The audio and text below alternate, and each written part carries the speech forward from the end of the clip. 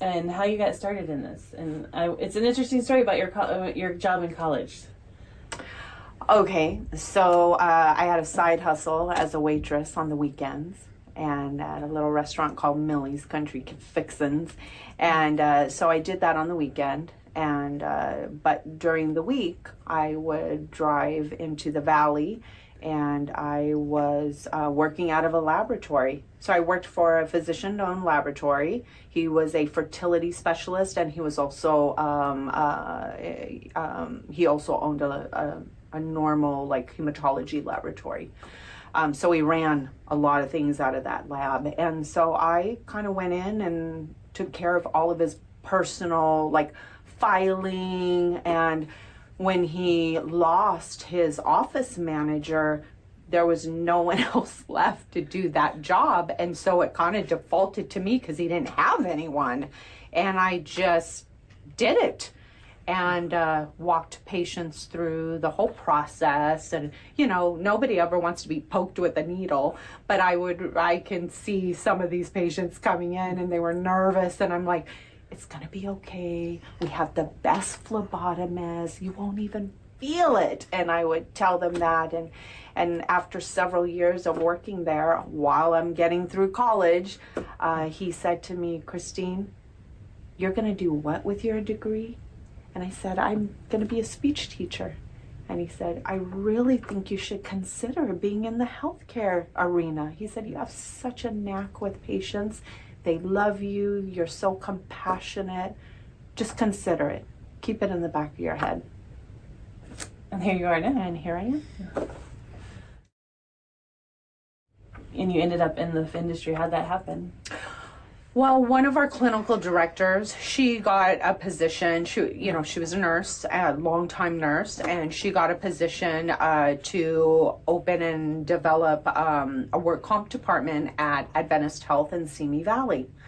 And she said, Christine, you have some really great skill sets, and you're going to be hands-on with the patients, and that's what I need because you're so good with these patients. Will you come in and be the work comp coordinator for my department? And I took that job in 1996 and had a very long relationship with Adventist Health. And I just grew up. I grew up there and just climbed up that leadership ladder. And that's when you got Women of the Year for that?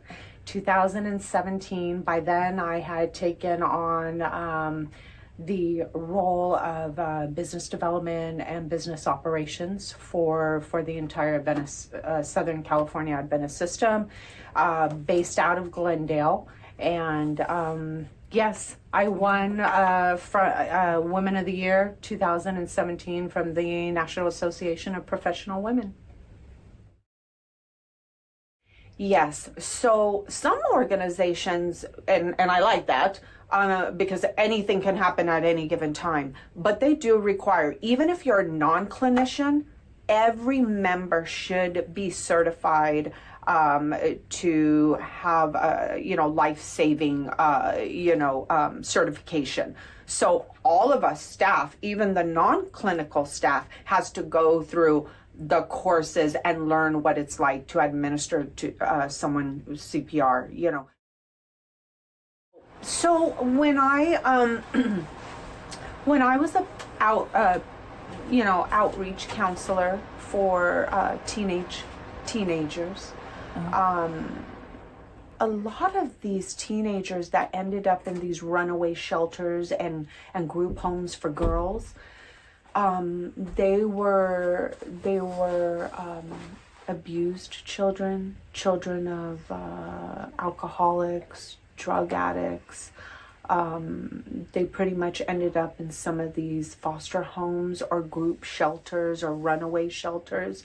And while they were there, they are obviously a ward of the state. And every child that becomes a ward of the state is assigned a social worker. So I used to come and speak to the team of the county social workers and talk about a child's journey that is going through the system, what it really means to be a ward of the state, and what their reality is, what they have to do, and they're not even an adult yet, right? They're still a child, and now they've been given this, deck of cards that says, here's your reality, and now you live as a part of the system, and this is what it's going to take for you to emancipate. And you don't emancipate until you become of age, so you're in these runaway shelters or group homes until you become 18. I talked about the problem in their system, about how social workers would go to the homes of these abusive victims and go straight to the abuser and say, oh, I got a report that says there is abuse happening in the home. Well, when you're going to the abuser, what do you think the abuser's doing? Going to turn around and still abuse that child, because now they've been reported to the system. And so now there's a red flag on that house. That was what was the problem. The problem is they should have found out what was going on, really looked deep into what the report was, and how about you go visit that victim, maybe outside of the abused home, maybe go see them in school and have a one-on-one conversation, and then do your investigating. And that was the problem, because having been that person, I had 5 social workers that came to my home, and I guarantee you I never spoke to any one of them. They all spoke to my abuser. And you better believe that I was lucky I even made it the next day and was still breathing. So that was a very big problem in the system.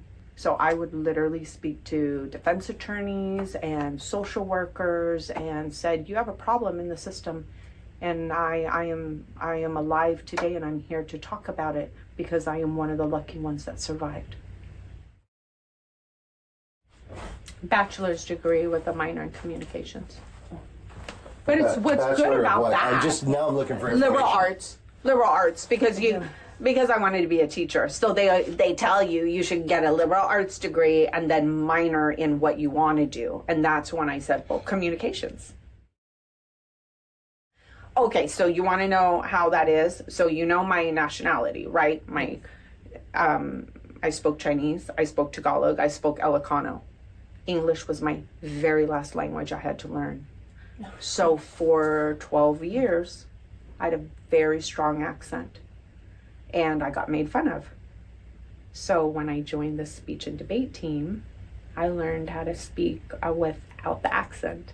And I said that's what helped me I really learned to have confidence. And then when I was speaking to big audiences, all of a sudden I could feel myself getting that confidence back, because I didn't sound like I was fresh off the boat anymore. And that was when you're the student body vice president. I was student body vice president. I was president of the speech and debate team. Won, oh my God, speaker of the year all 3 years in a row. And then got one of my scholarships from the National Forensics League. And I'm very proud of that. And I think, to be honest, I think speech and debate saved me. When you were 12, you're one of the lucky ones in the foster system. Mm-hmm. And you met a wonderful mom. Yes. So after 4 surgeries, my social worker said, Chris, I found a home for you. You're gonna love her. And she was a foster parent for 38 years, and she just lost her husband a year ago, and she decided she couldn't take any more children. And I think this would be the right fit for you. I think you both need each other, and you both will heal with each other. And after 48 days in the hospital, I was discharged, and my social worker brought me to her, and I'll never forget her. You know, she opened the door and she opened her arms out to me and she said, welcome home.